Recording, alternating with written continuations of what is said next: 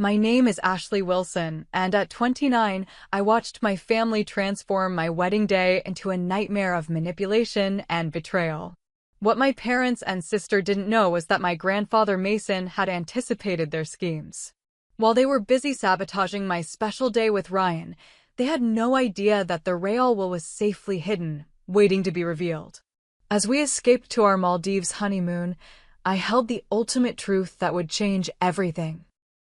Before I share how justice was finally served, I'd love to know where you're watching from today. Hit that like button, subscribe to my channel, and let me know in the comments if you've ever had to stand up to toxic family members. Trust me, what happened next will shock you. Growing up as the granddaughter of Mason Wilson meant two different worlds colliding in my life. On one side was my grandfather, kind, principled, and genuinely wealthy not just in money, but in wisdom. On the other side were my parents, James and Karen Wilson, along with my sister Natalie, who seemed to value only the status and luxury that came with the Wilson name. From an early age, I noticed the distinction in values.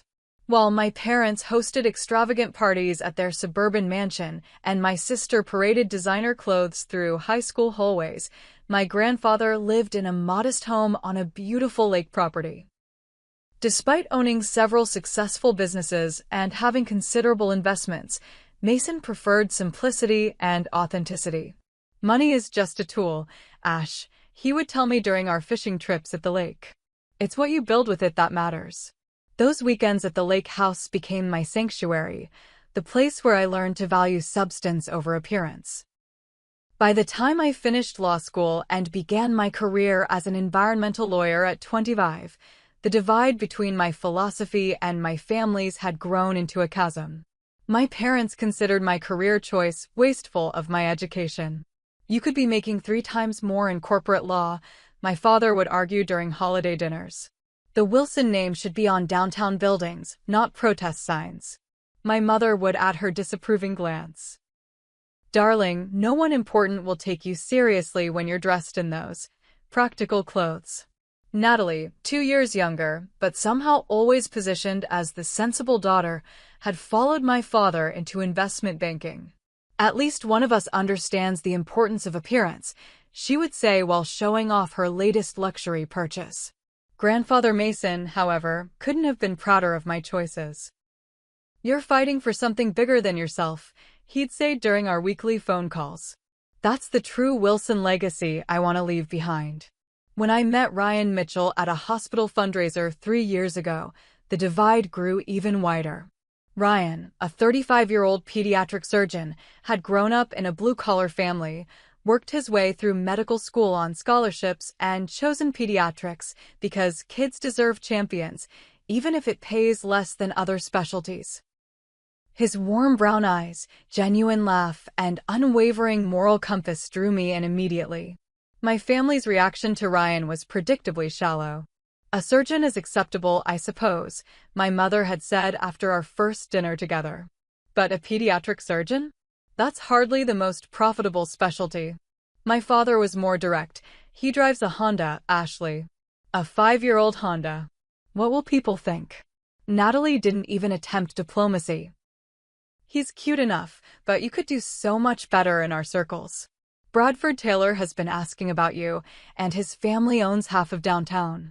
But Grandfather Mason saw in Ryan what I did. During the holidays, while my parents were busy showing off their wine collection to neighbors, I found my grandfather and Ryan deep in conversation on the back porch. That young man understands value, Mason told me later that night. He reminds me of your grandmother's brother. Salt of the earth, clear vision of what matters. As my relationship with Ryan grew more serious, Grandfather Mason's health began to decline. At 84, his heart was weakening, and during my visits, I noticed him becoming more reflective, more intentional with his words. Family isn't always what we're born into, Ash, he told me during one of our last fishing trips, 3 months before our wedding date. Sometimes it's what we build for ourselves. 2 weeks later, he asked me to come alone to the lake house. There, in his wood-paneled study, surrounded by books and fishing photographs, he discussed his estate for the first time. There are things I need to arrange, he said, his voice weaker but his eyes sharp as ever. Things I need to protect. I tried to change the subject, uncomfortable discussing his mortality, but he was insistent. I've watched how they treat you, Ashley. I've watched how they treat Ryan. I need you to trust me in the coming months. Can you do that? I promised I would, though I didn't fully understand what he meant. Mason passed away peacefully in his sleep just 3 months before our wedding date. The family gathered at the estate for the reading of the will, performed by his longtime attorney Brett Jenkins. To everyone's surprise, the preliminary will divided the estate equally among me, my parents, and Natalie. That's strange, I whispered to Ryan during the reading. He always talked about targeted donations to the Children's Hospital and conservation groups. Ryan squeezed my hand. Maybe there's more to this, he said quietly, his medical intuition sensing something wasn't quite right.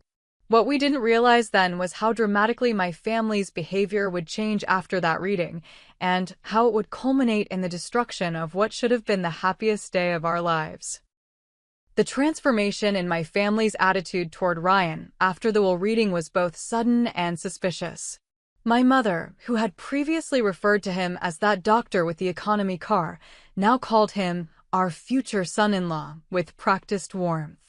My father began inviting Ryan to golf outings, and Natalie actually followed him on social media, something she had refused to do for the 2 years we'd been dating. They're trying, Ryan said optimistically as we drove home from Sunday dinner a week after the will reading. Maybe your grandfather's passing has given them perspective. I wasn't convinced. They've never tried before. Why start now? The answer became clear when my mother called the next day, announcing she had taken the liberty of reserving the country club for our wedding reception. But Mom, we already put a deposit on the botanical gardens, I reminded her. Ryan and I want something simple and natural. Oh, darling, she replied with a dismissive laugh. The gardens are lovely for photographs, but hardly appropriate for a Wilson wedding. Besides, the country club had a cancellation, and I've already paid the non-refundable deposit. Your father would be so disappointed if we didn't use the club where he's been a member for 30 years. This was just the beginning. Over the next 2 months, every decision Ryan and I had carefully made was systematically undermined. The simple, elegant invitations we had designed were accidentally never sent to the printer. Instead, my mother ordered ornate gold-embossed cards that cost 3 times as much. My appointment with a sustainable bridal boutique was forgotten by my mother, who had promised to join me.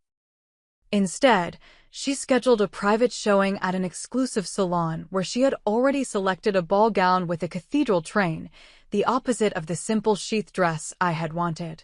The intimate guest list of 120 was somehow misplaced, replaced by my parents' version that included over 300 people, many of whom I barely knew. Strangely, several of Ryan's close relatives and friends were missing from this new list. It must have been an oversight, my mother insisted when I confronted her. We'll make sure they're added right away. Somehow, the correct invitations never reached Ryan's family. The farm-to-table catering company we had selected was informed that we had changed our minds. In their place, my father had contracted the most expensive caterer in the city, featuring imported delicacies that would make Ryan's working-class parents uncomfortable about contributing to the wedding costs as they had offered. Your father is paying for everything now, my mother explained. It's his gift to you both. Ryan's parents shouldn't have to worry about a thing. What seemed like generosity was actually a power move, taking control away from us and diminishing Ryan's family's role in the celebration. 6 weeks before the wedding, I stopped by my parents' house to drop off some paperwork and heard laughter coming from upstairs. Following the sound, I froze in the doorway of the guest room. There was Natalie, wearing the wedding dress my mother had pressured me into accepting, twirling in front of the mirror while my mother applauded. It looks better on you than it will on her, my mother was saying. Maybe after the divorce, we can have it altered for your wedding to someone appropriate. They hadn't noticed me yet, and I stepped back into the hallway, my heart pounding. How long do you think we'll have to pretend to like him? Natalie asked. My mother's voice was cold. Your father thinks a year is sufficient. Enough time for Ashley to come to her senses or for us to convince her that a man from his background will never truly fit into our world. Did you see his mother's shoes at the engagement dinner? Natalie laughed. From a department store, I'm certain. I slipped out of the house, called Ryan in tears, and met him at our apartment. As I recounted what I'd overheard, his face grew serious. I've been noticing things too, he admitted. Your father took me to lunch last week and spent the entire time talking about prenuptial agreements and how they can be contested. It felt like a warning. That night, as we talked through everything that had happened since Mason's death, a disturbing pattern emerged. My family wasn't just taking over our wedding, they were actively working to sabotage our relationship. Something doesn't add up about your grandfather's will either, Ryan pointed out. He was specific about his wishes when we spoke. He told me he had made provisions for the children's hospital expansion. You're right, I realized. And he mentioned conservation trusts for the lake property. None of that was in the will Brett read. Despite our growing suspicions, we were weeks away from the wedding with deposits paid and arrangements finalized. Ryan, ever the voice of reason, suggested we proceed with the ceremony, but remain vigilant. If they're playing a long game, we need to be strategic too, he said, holding me close. Let's document everything. Your grandfather trusted you for a reason, Ash. Maybe we need to trust his plan, whatever it was. Little did we know just how ugly things would get before the truth would finally emerge. The morning of our wedding arrived with picture-perfect weather and an increasing sense of dread in my stomach. I had barely slept, haunted by dreams of my grandfather trying to tell me something I couldn't quite hear. My mother and Natalie arrived at the bridal suite in the country club at 9 a.m., bringing with them a hairstylist and makeup artist I had never met. But I already booked Shannon, I protested, referring to the bohemian-style artist whose natural approach I had loved during my trial session. She called with a family emergency, my mother said dismissively. Luckily, Genevieve was available. She does all the society brides. 2 hours later, I barely recognized myself in the mirror. My hair had been pulled into a severe updo that made my neck ache, and my makeup was so heavy I felt like I was wearing a mask. It's perfect for photographs, my mother insisted when she saw my dismay. Trust me, darling, I know what works for the Wilson face shape. As the bridesmaids, mostly Natalie's friends whom she had insisted I include, arrived for champagne, I retreated to the bathroom with my phone to text Ryan. His response was immediate and steadying. No matter what they do, by sunset you'll be my wife. That's all that matters. I love you. With renewed determination, I emerged from the bathroom to find Natalie rummaging through my wedding folder. What are you doing? I asked, noticing my carefully written vows were missing. Just making sure everything's in order, she replied with a smile that didn't reach her eyes. Oh, and I've been meaning to give you this. I found it in one of boxes from grandfather's study that Dad brought home. She handed me a small velvet pouch. Inside was my grandmother's sapphire pendant. Something I had mentioned wanting to wear as my something blue. That's surprisingly thoughtful, I said cautiously. Natalie's smile widened. Well, it is your wedding day. Even I can be nice once a year. The ceremony was scheduled for 4 p.m. At 3, as I was being squeezed into the massive ball gown my mother had selected, my father knocked on the door of the bridal suite. Princess, I have a wonderful surprise, he announced, looking unusually pleased with himself. We're going to announce it during the reception, but I wanted you to hear it first. Your mother and I are selling the lake house. My heart sank. Grandfather's lake house? But that property has been in the family for generations. It's where he taught me to fish, where we had all our special talks. It's just a house, Ashley, my father said firmly. The developer is offering well above market value, and they're going to build luxury condos. It's what your grandfather would have wanted. Maximizing the investment. It was so blatantly false that I couldn't even form a response. Mason had fought against lakefront development his entire life, even establishing a local conservation group to protect the shoreline. I need a moment alone, I managed to say, my voice shaking. Don't wrinkle the dress, my mother called as I closed the bathroom door. Alone again, I fought back tears that would ruin the heavy makeup. Something about the sapphire pendant Natalie had given me felt wrong.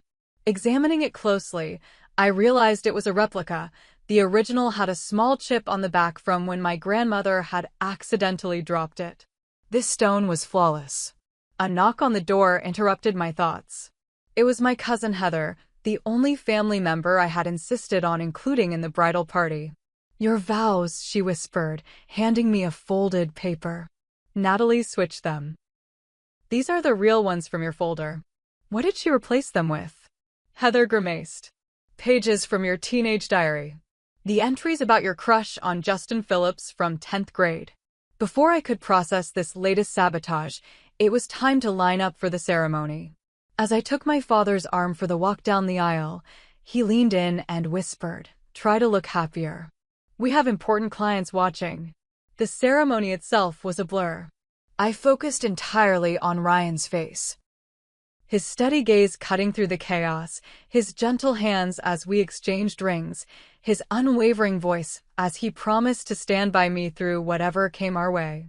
If he was bothered by the ostentatious surroundings or the hundreds of strangers watching us, he never showed it. It was during the reception that things truly fell apart. I noticed immediately that Ryan's parents, his brother, and his closest friends had been seated at tables in the far corner, behind a column that partially obscured their view. My family and their social circle occupied the premium tables near the dance floor. The first sign of trouble came during the appetizer course, when I overheard a waiter tell Ryan's mother that the special meal she had requested due to her dietary restrictions was unavailable. "But we confirmed it 3 times, she said, looking embarrassed as those around her were served. The waiter shrugged. "The order was changed yesterday. I can bring you a side salad." Then came the speeches. As maid of honor, Natalie took the microphone with a predatory smile.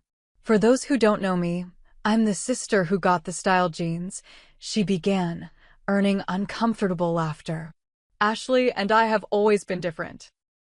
While I was winning beauty pageants, she was saving worms from puddles.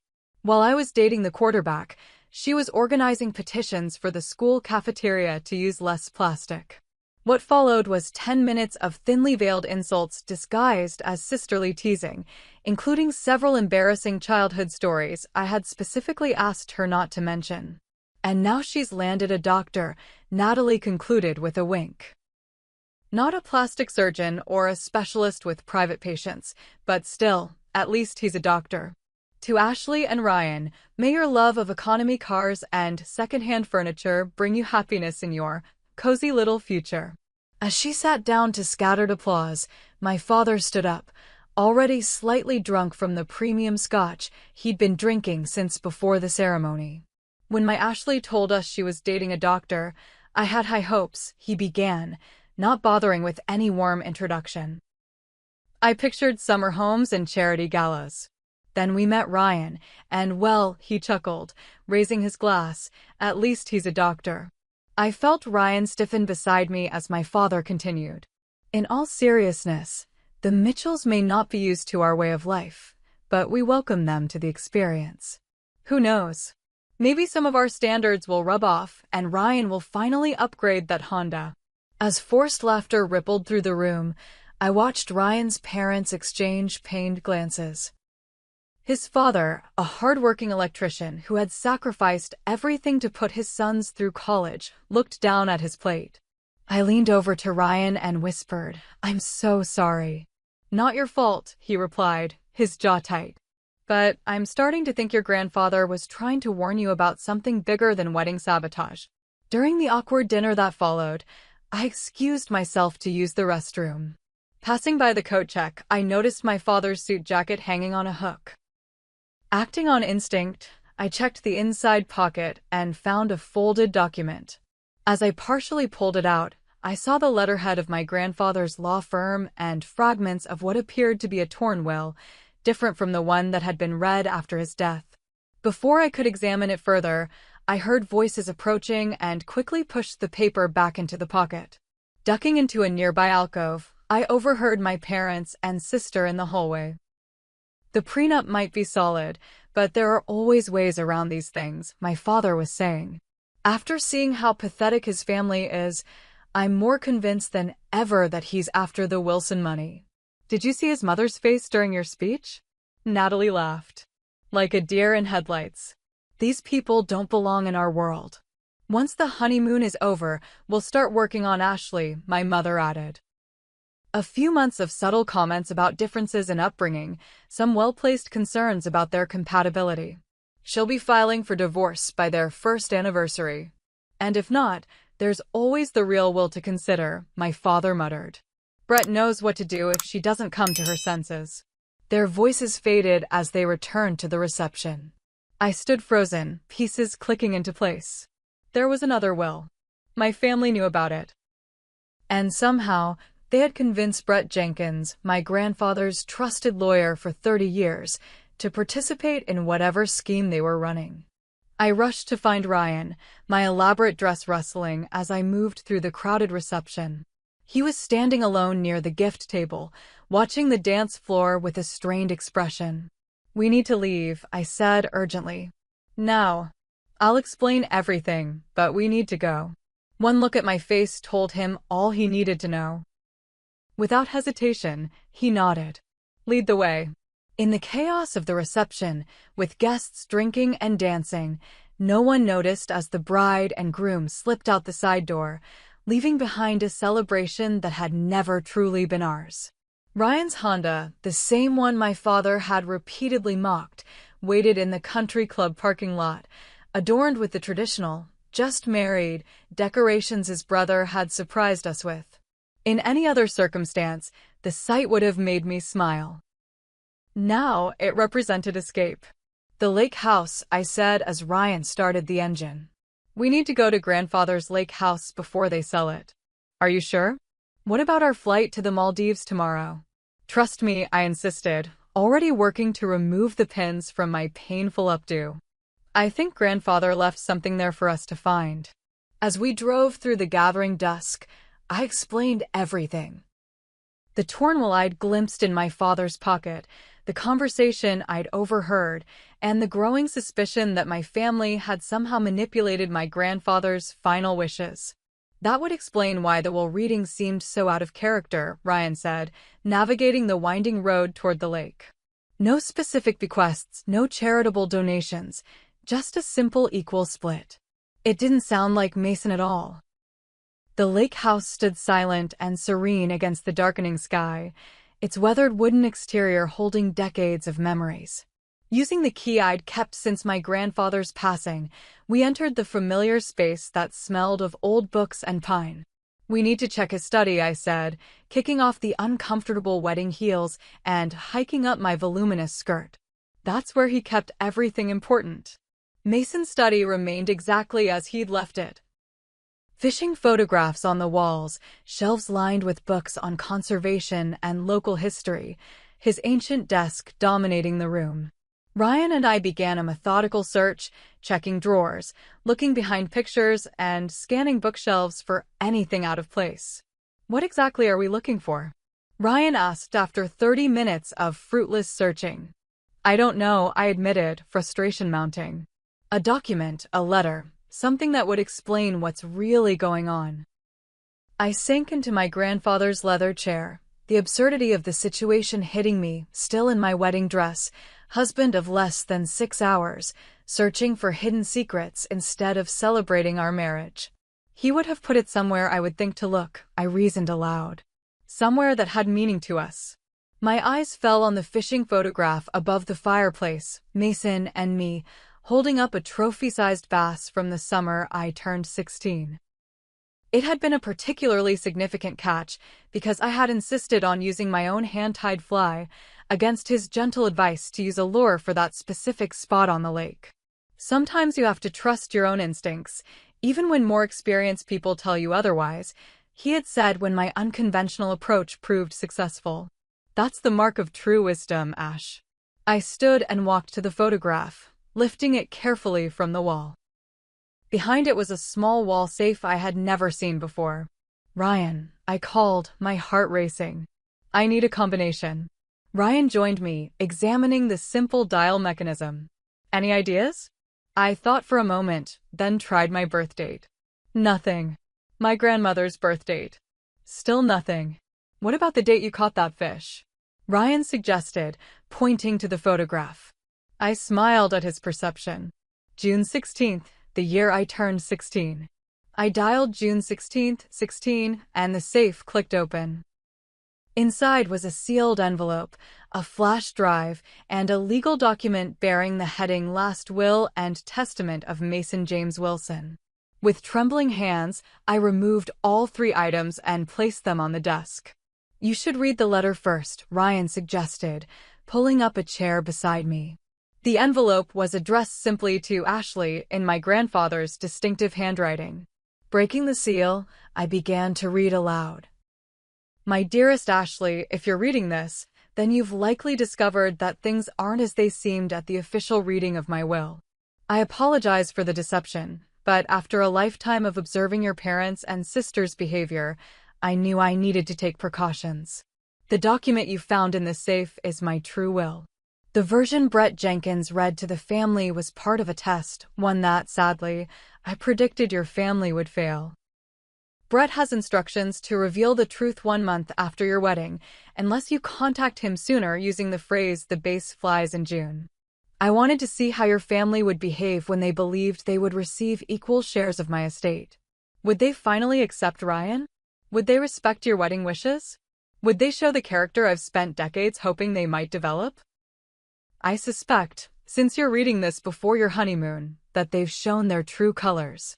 The flash drive contains video documentation of conversations I had with your father in the months before my passing, conversations where he revealed plans to manipulate you and your inheritance once I was gone. Ashley, I've watched you grow into a woman of principle and compassion. In Ryan, you found a partner who shares those values. The 2 of you understand what true wealth is. And it has nothing to do with country clubs or imported sports cars. The lake house is yours, as is the majority of my estate. I've established trusts for the children's hospital where Ryan works and for the conservation of the lake that gave us so many perfect days. Your parents and Natalie will receive modest trusts, enough to prevent a successful contest of the will, but not enough to fund the lifestyle to which they believe they're entitled. Trust Brett Jenkins. Despite what appearances may suggest, he has been following my instructions precisely. When you contact him, he will explain everything and begin the process of executing my true wishes. Remember our fishing trips, remember our talks, and know that I am so proud of the person you've become. Ryan is the partner you deserve. Never let anyone convince you otherwise. All my love, grandfather. Tears streamed down my face as I finished reading. Ryan, his own eyes damp, squeezed my hand tightly. He knew, I whispered. He knew exactly what they would do. Mason was protecting you, Ryan said softly. He was making sure you wouldn't be manipulated or controlled. We opened the will next, confirming everything the letter had described. The lake house and 60% of Mason's considerable estate were left to me. Substantial donations were directed to the children's hospital and local conservation efforts. My parents and Natalie each received trusts that would provide modest annual incomes, comfortable but far from luxurious. The flash drive contained video recordings of several meetings between my grandfather and my father in the months before Mason's death. In one particularly damning clip, my father could be clearly heard discussing plans to guide Ashley toward more suitable matches and ensure the Wilson fortune stays within the right circles once my grandfather was gone. We can use Ryan's background against him, my father had said callously. No prenup is unbreakable if you have the right leverage. My grandfather had simply nodded, allowing my father to reveal his true character while the hidden camera recorded everything. As the reality of the situation settled over us, Ryan pulled me into his arms, my elaborate wedding dress crinkling between us. "What do you want to do now?" he asked, always respectful of my agency even in the midst of crisis. I took a deep breath, sudden clarity washing over me. "First, we're going on our honeymoon." We deserve that much. While we're in the Maldives, we'll contact Brett Jenkins with the code phrase and set everything in motion. Ryan smiled, that steady, warm smile that had first drawn me to him. From the Maldives? That seems fitting somehow. They tried to ruin today, I said, determination replacing my earlier distress. But they don't get to ruin our marriage or our future. We spent that night at the lake house, sleeping in the guest room that had always been mine during visits. The next morning, still wearing yesterday's clothes, we drove to our apartment, quickly packed for our honeymoon, and headed to the airport, ignoring the dozens of missed calls and messages from my family. As our plane lifted off, I felt a weight lifting too.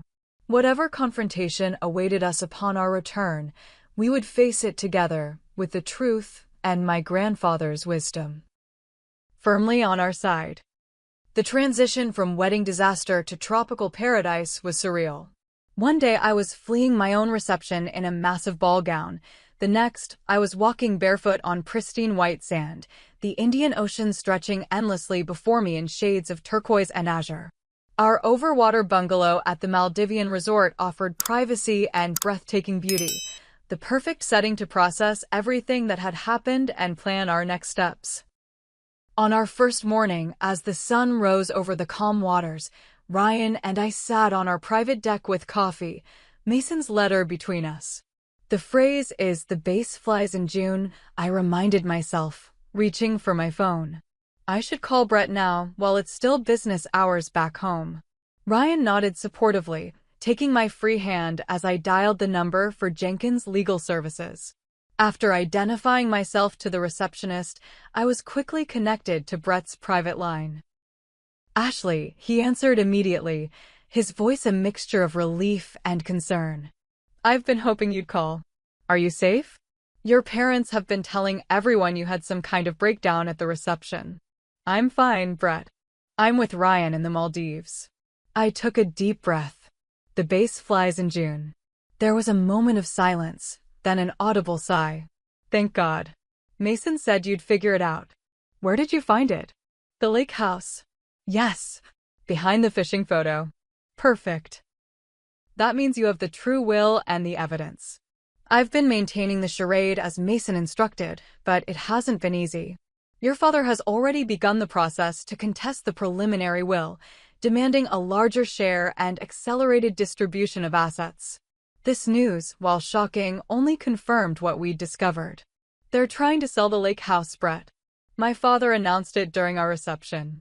They can't sell what they don't own, Brett assured me. The lake house was transferred into a separate trust 6 months before Mason's passing.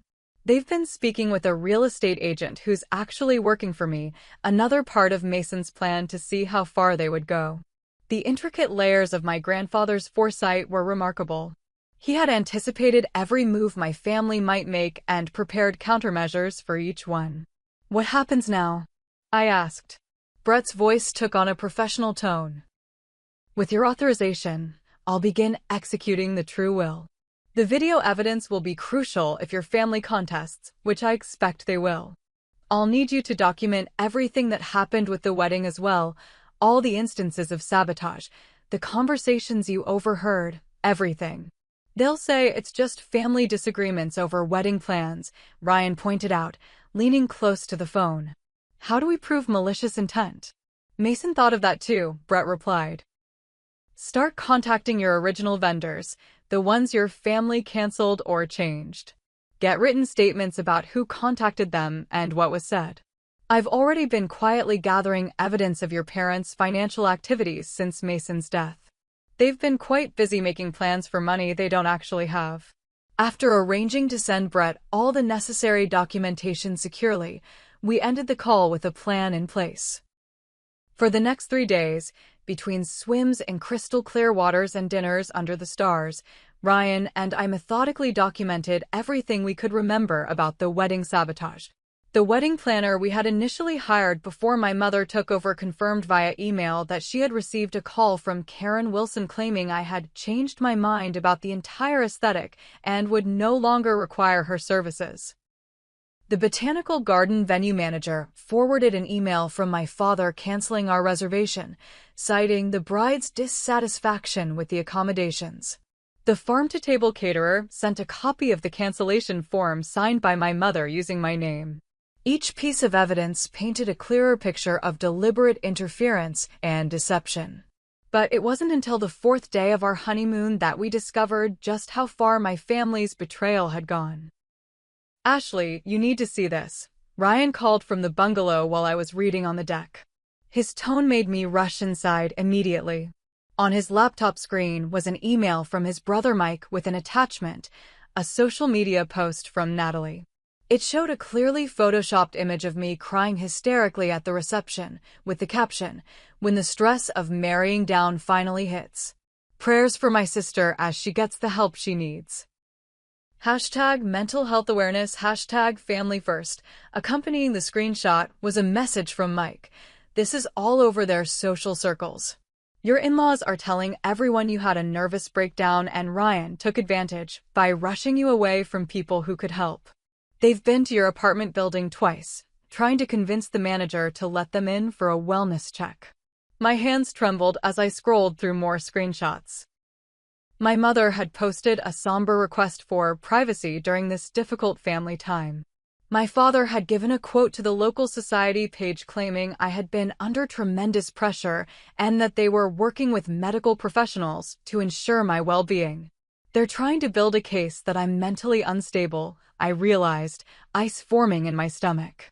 If they can convince people I'm not competent to make my own decisions, they could challenge your inheritance on grounds of mental capacity, Ryan finished, his medical background making the strategy instantly clear to him. It's despicable but clever. I called Brett immediately, forwarding all the screenshots as we spoke. "I was just about to contact you," he said grimly. "They've escalated faster than even Mason anticipated. Your father came to my office yesterday with a psychiatric consultant, discussing options for an evaluation when you return." "Can they force that?" I asked, panic rising. "No," Brett assured me. "You're a competent adult with no history of mental illness. But they're building a narrative, and if they can get enough people to express concerns about your behavior, they could make things very difficult," Ryan concluded. Brett cleared his throat. "There's more. They've hired a private investigator to look into Ryan's background. Your father specifically asked him to focus on financial irregularities and prior relationships." Ryan's jaw tightened, but he remained calm. "I have nothing to hide, but the invasion of privacy is unacceptable." "I agree," Brett said. "Which is why I think we need to accelerate our timeline. I've prepared all the necessary documentation to execute Mason's true will. With your permission, I'd like to move forward immediately rather than waiting for your return." We agreed without hesitation. Before ending the call, Brett added one final piece of advice: document everything. Keep a journal of all communications from your family. Record phone calls if legally permitted. The more evidence we have of their behavior, the stronger our position will be. That night, as if on cue, the calls began. First my mother, her voice tearful and concerned. "Darling, we're so worried. Whatever you think we did, we can work through it as a family. Please come home and let us help you." Then my father, authoritative and commanding, "This childish behavior ends now, Ashley.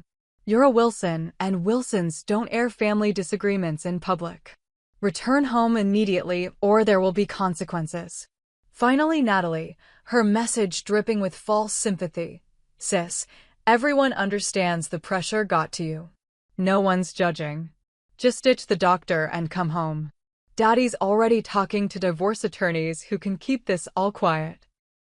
I recorded each call, maintaining calm, non-committal responses that revealed nothing of our plans. After the third call, Ryan suggested we extend our stay in the Maldives for a few extra days, giving Brett more time to execute the will and prepare for the inevitable confrontation.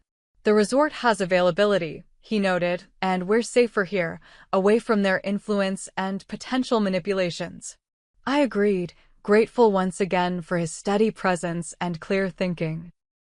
We contacted the airline to change our return flight and settled in for an extended stay in paradise, the one now tinged with strategic planning and legal preparations. Over the next 4 days, Brett worked tirelessly back home, sending daily encrypted updates on his progress.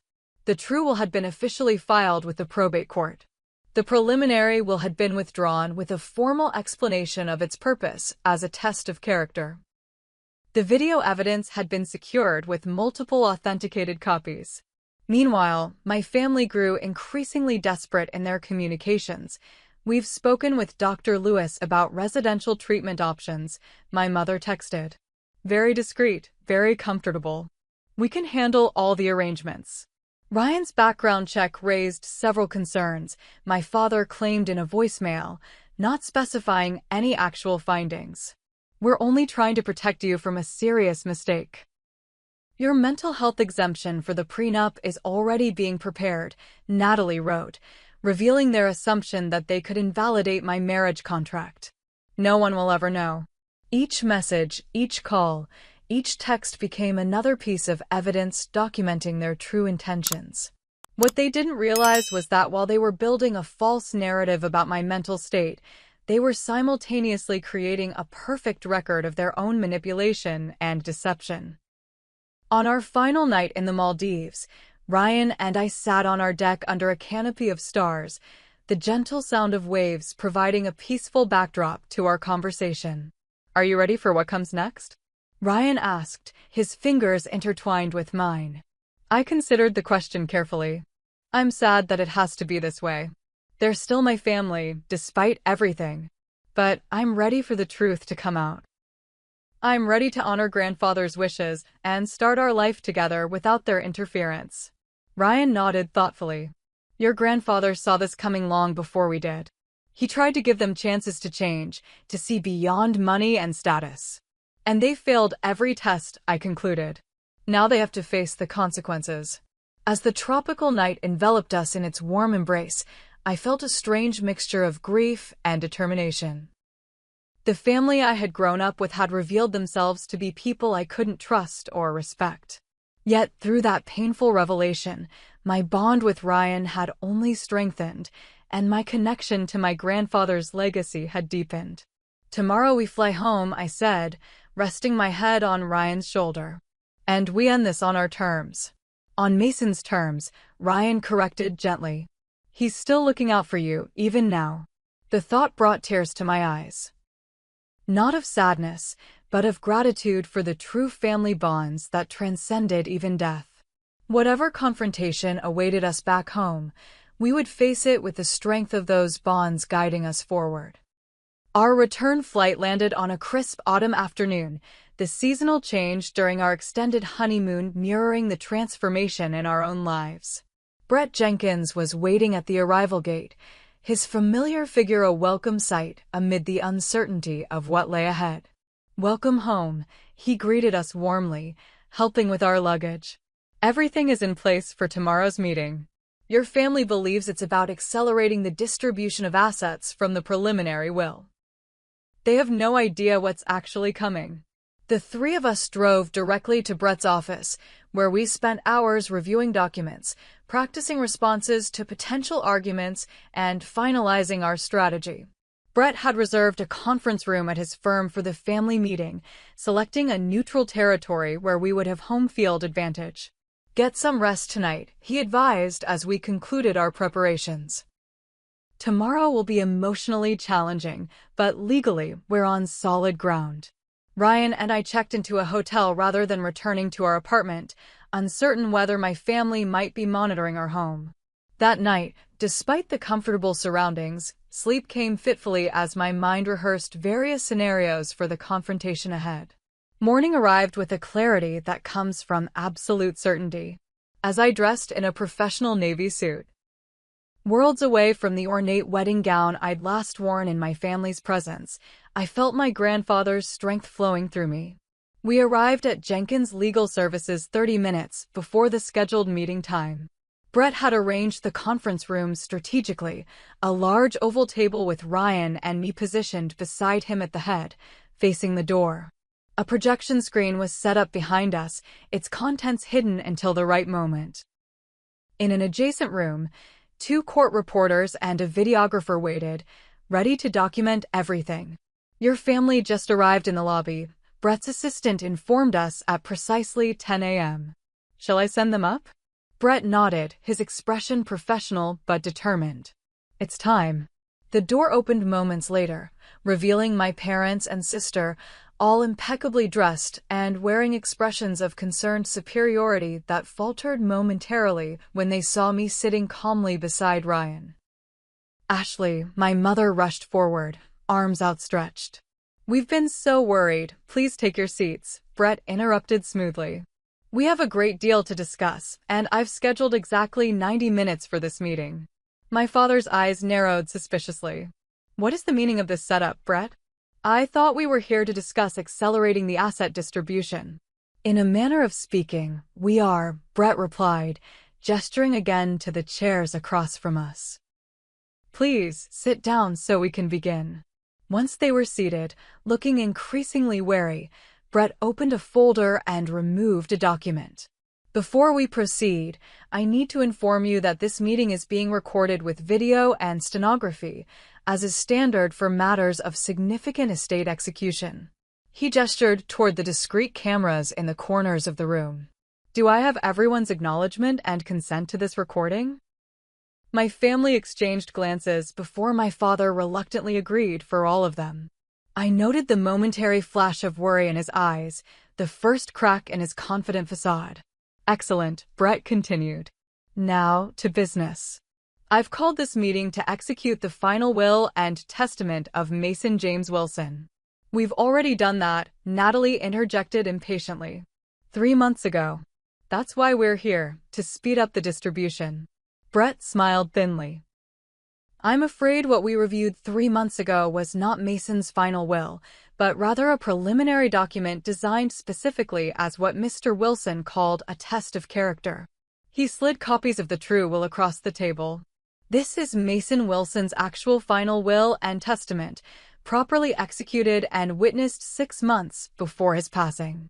My father snatched up the document, his face darkening as he scanned its contents. My mother peered over his shoulder, her perfectly maintained composure beginning to slip. Natalie grabbed her own copy, flipping pages frantically. "This is preposterous," my father finally sputtered. "This can't be legal. We'll contest it immediately."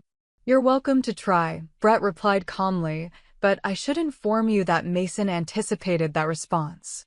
Perhaps this will clarify his intentions." He pressed a button on a remote control, and the projection screen behind us illuminated with my grandfather's face. The video began to play. James, Karen, Natalie, my grandfather's voice filled the room, strong despite his evident physical weakness. "If you're watching this, then you failed the test I set for you. The preliminary will you heard after my passing was designed to reveal your true characters. To see if the prospect of equal inheritance would finally inspire you to treat Ashley and her chosen partner with the respect they deserve." My father half rose from his seat, but Brett raised a hand, silencing him as the recording continued. "Ashley has demonstrated the values I tried to instill in all of you: integrity, compassion, and the understanding that true wealth isn't measured in dollars. Ryan Mitchell possesses those same qualities, which is why I welcomed him into our family when you would not." The recording continued, with my grandfather methodically outlining his observations of my family's materialistic values over the years, their dismissal of my choices, and their transparent attempts to control my life for their own benefit. "The true will you now hold reflects my actual wishes," he concluded. "Ashley will inherit the Lake House property and 60% of my estate. The Children's Hospital and Lake Conservation Trust will receive substantial donations. And you 3 will receive modest trusts that will provide comfort without excess, perhaps giving you the opportunity to develop the character you've thus far failed to demonstrate." As the video ended, silence filled the room. My mother was the first to recover, turning to me with tears that I couldn't determine were manipulative or genuine. "Ashley, darling, you can't possibly want this. We're your family. Whatever disagreements we've had about the wedding, this isn't about the wedding, I interrupted, finding my voice. Although what you did there was merely the culmination of a lifetime of similar behavior. I opened a folder of my own, removing printed emails, text messages, and vendor statements. You systematically sabotaged every aspect of our wedding day. You canceled our chosen venue. I placed the Botanical Gardens email on the table. You replaced our caterer. Another document joined the first. You deliberately excluded Ryan's family from meaningful participation. With each piece of evidence I presented, my family's expressions shifted from indignant denial to calculating assessment of their position. Typical bridezilla behavior, Natalie attempted, her tone dismissive. Every bride thinks her wedding was sabotaged by someone. Perhaps, Brett interjected, but not every bride has vendors willing to sign affidavits about who actually made the changes. He added a stack of notarized statements to the growing pile of evidence, or recordings of family members discussing their intentions. He played a brief audio clip, my mother and Natalie talking about the wedding dress, the conversation I had overheard at my parents' house. You were spying on us? My mother gasped, genuinely shocked. No, I happened to overhear you plotting against me, I corrected. There's a difference. My father, ever the strategist, changed tactics. This is all very dramatic, but ultimately irrelevant.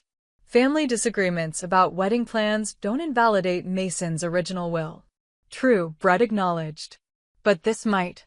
He played another video clip, this one showing my father in my grandfather's study approximately 1 month before Mason's death. Once you're gone, we'll need to guide Ashley toward more appropriate choices, my father was saying. The Mitchell boy is a phase. Once she has access to her full inheritance, we can introduce her to men of actual substance. My grandfather's voice, weak but clear, and if she's happy with Ryan? Happiness is temporary. Status and connections are permanent. Trust me, there are ways to ensure the Wilson fortune stays where it belongs. As the clip ended, my father's face had gone pale.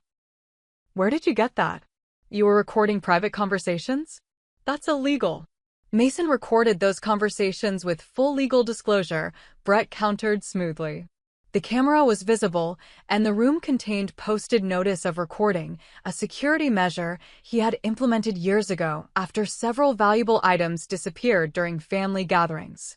You simply never bothered to notice. He turned to the stack of evidence before us. We also have documentation of your attempts to build a false narrative about Ashley's mental health following the wedding, your unauthorized visits to their apartment building, and your consultation with psychiatric professionals about having her evaluated against her will. My mother, desperately trying to salvage the situation, turned to Ryan. Surely you can see this is tearing the family apart. As a doctor, don't you want what's best for Ashley? A resolution that keeps everyone whole? Ryan, who had remained deliberately silent until now, spoke with quiet authority. What's best for Ashley is exactly what Mason wanted: freedom from manipulation and control. As her husband, I support her completely in this. As a doctor, I recognize emotional abuse when I see it. Emotional abuse. Natalie scoffed. Now we're abusive because we wanted a nice wedding? Because we have standards? No, I said firmly. You're abusive because you've spent years undermining my choices, dismissing my values, and attempting to mold me into a version of myself that prioritizes appearance over substance, just as you did with my wedding. At that moment, the conference room door opened and Brett's assistant ushered in 3 people I recognized instantly: the manager of the Botanical Gardens, the owner of the farm-to-table catering company, and our original wedding planner. These individuals have provided written statements, Brett explained, but they're also prepared to testify in person about the specific instructions they received from each of you. Instructions that directly contradicted Ashley and Ryan's expressed wishes for their wedding day. My father, recognizing the mounting evidence against them, switched to his final negotiating position. What will it take to end this amicably? Name a figure. The crude attempt at financial settlement. Treating the situation like a business deal to be closed confirmed everything my grandfather had observed about them. "This isn't a negotiation," I said, my voice steady despite the emotion behind it. "This is simply the consequence of choices you've made consistently over many years. Grandfather gave you multiple opportunities to demonstrate better character, and you failed each test." I stood up, Ryan rising beside me. "The will is legal and binding. Brett will handle all further communications regarding the estate. Any contest will only result in the public disclosure of all this evidence, something I don't think any of you want." My sister, her composure finally breaking, slammed her hand on the table. "This is so typical. Perfect Ashley, grandfather's favorite, getting everything while the rest of us are treated like villains in some melodrama." Her outburst seemed to trigger something in my mother, who turned to her sharply. "Be quiet, Natalie. Your constant antagonism toward your sister is part of what got us here.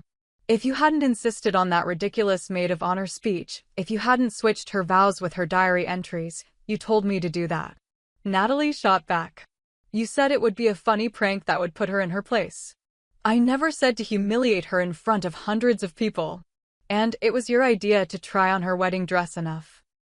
My father's voice cut through their escalating argument. He turned to me, his expression hard but defeated. "You've made your point, Ashley. We underestimated you and Mason." He stood abruptly. "Come, Karen, Natalie. Our attorneys will be in touch, Brett." As they gathered their belongings, I felt a strange mixture of sadness and liberation watching the family I had grown up with preparing to exit my life, at least in the controlling, omnipresent way they had always inhabited it. At the door, my father paused, turning back with one final attempt. "The lake house has been in the Wilson family for generations. Regardless of legal ownership, it's part of our shared heritage. I hope you'll consider that before making any decisions about its future." I met his gaze steadily.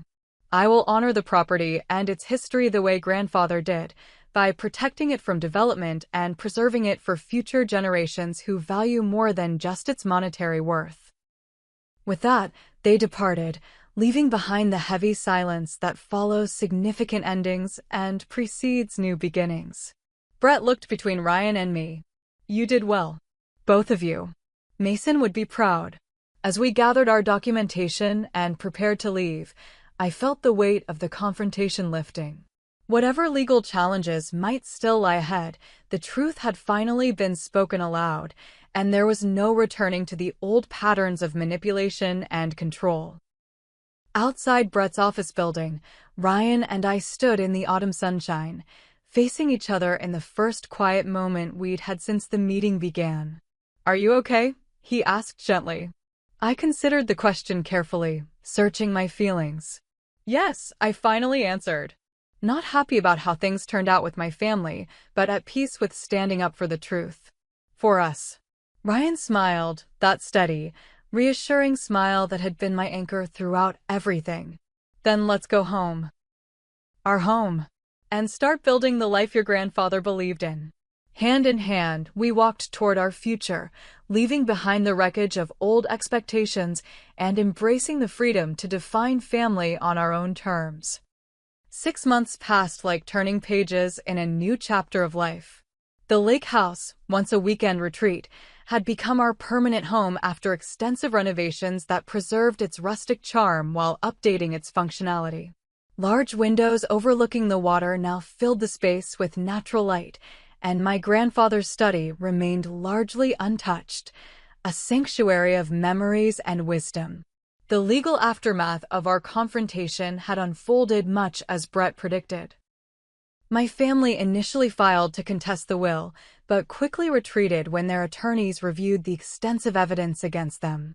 The settlement conference had been brief and decisive, with my parents and sister accepting the trusts established in the true will, modest by their standards, but more than generous by any objective measure. On a perfect spring afternoon, Ryan and I hosted a small gathering on the dock extending into the lake.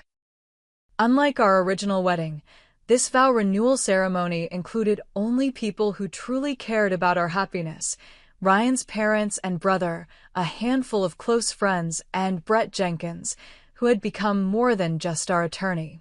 "I take you, Ryan, as my husband once more," I said, holding his hands as the setting sun painted the water in shades of gold and amber. Not in a celebration designed by others, but in this place that represents authenticity and true values. I promise to build our life on that foundation, honoring not what others expect of us, but what we know to be meaningful and real. Ryan's vows echoed similar sentiments, his steady voice carrying across the water as fish occasionally jumped nearby, nature's own applause for our commitment. After the simple ceremony and intimate dinner that followed, I found myself sitting on the dock with Sarah, Ryan's mother. Her warmth and straightforward kindness had been a healing presence in my life these past months. "I've been meaning to tell you," she said, watching Ryan laughing with his father and brother near the fire pit. "What you did, standing up to your family like that, it took real courage." I shook my head slightly. "It doesn't feel like courage when you have no other choice. It just feels like survival." Sarah patted my hand. "That's what courage usually is, dear. Not grand gestures, just doing what needs to be done when it would be easier not to." The wisdom of her words reminded me of my grandfather, making me smile. "Thank you for raising such a good man," I told her. Mason saw it immediately, Ryan's character. That's why he trusted him. Trusted us. 2 weeks after our vow renewal, an unexpected email arrived from Natalie. Unlike my parents, who had maintained rigid silence since the settlement, my sister's message showed the first crack in the family's united front. "Ashley, I've been doing a lot of thinking. Maybe some therapy too, but don't tell Mom and Dad. I'm not ready to say I was wrong about everything, because I still don't think I was. But I am ready to admit I was wrong about Ryan and about how we handled your wedding. Seeing you at the lake house during the legal meetings, you looked different. Stronger, I guess. Not like someone having a breakdown or making a mistake. Like someone who knew exactly what she wanted. I miss grandfather's lake house. I miss the person I was when we were there as kids, before designer labels and country club memberships became my whole personality. I don't expect forgiveness or even a response. Just wanted you to know I'm thinking about things differently these days." Nat, I showed the email to Ryan that evening as we sat on the porch swing that had been my grandfather's favorite spot for watching sunsets. "What do you think?" he asked after reading it twice. "Is it genuine?" "Parts of it," I decided after careful consideration. "The Natalie I grew up with is still in there somewhere, beneath all the social climbing and status anxiety. This feels like a first step, at least. Are you going to respond?" I nodded slowly. "I think so. Not with open arms, but with an open door. Maybe coffee somewhere neutral in a few weeks. Baby steps." My parents' response came much later and far more tentatively, a formal card on my birthday with a brief handwritten note suggesting they would welcome the opportunity to move forward as a family. No apology, no acknowledgement of past behavior, but a small olive branch nonetheless. I stored the card in my grandfather's desk drawer, neither accepting nor rejecting the overture, giving myself permission to process my feelings without rush or pressure. Meanwhile, Ryan's career had flourished in unexpected ways. Using part of the trust funds my grandfather had established for the Children's Hospital, he had developed an expanded pediatric care program for underserved communities. His promotion to department head had come with the freedom to implement innovative approaches to healthcare access. "Mason's money is doing exactly what he hoped," Ryan told me one evening as we reviewed the program's initial success metrics. "Creating change that matters, not just sustaining privilege." My own career had evolved as well. I'd established the Wilson Environmental Foundation using a portion of my inheritance, focusing on protecting watersheds and lake ecosystems throughout the region. The work connected me to my grandfather's values while allowing me to build something meaningful in his memory. 1 year after our wedding day, I stood at the end of the dock at sunset, reflecting on everything that had changed. The betrayal still stung when I allowed myself to dwell on it, but those moments came less frequently now. What remained was a deeper understanding of both family dynamics and my own resilience. Ryan joined me, wrapping his arms around me from behind as we watched the light play across the water. "Penny for your thoughts," he said, resting his chin on my shoulder. "I was thinking about something Grandfather once told me," I replied. "He said that family isn't always what we're born into. Sometimes it's what we build for ourselves." Wise man. He also said that the true measure of wealth isn't what you own, but what you value. I turned in Ryan's arms to face him. "By that standard, I think we're the richest people I know." Ryan smiled, the same smile that had steadied me through every storm. "Your grandfather saw in you what I see every day, someone who knows the difference between price and value." As darkness settled over the lake, fireflies began their nightly dance among the trees, nature's reminder that even in darkness, light finds a way to shine. We walked hand in hand back to the house that had become our sanctuary and the center of our chosen family. The journey from that disastrous wedding day to this peaceful evening had taught me lessons I would carry forever. That standing in your truth requires courage, but brings freedom. That family can be redefined on your own terms. That sometimes the greatest gifts come disguised as losses, and that love, when built on mutual respect and shared values, can withstand even the most elaborate attempts to undermine it. I often wonder what my grandfather would think of how everything unfolded. In my heart, I believe he would be satisfied, not with the pain the revelation caused, but with the truth and authenticity that emerged from it.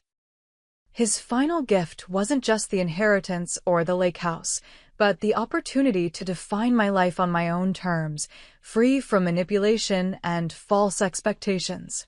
As I look to the future, I'm grateful for all of it, the painful revelations, the difficult confrontations, and the new beginnings they made possible.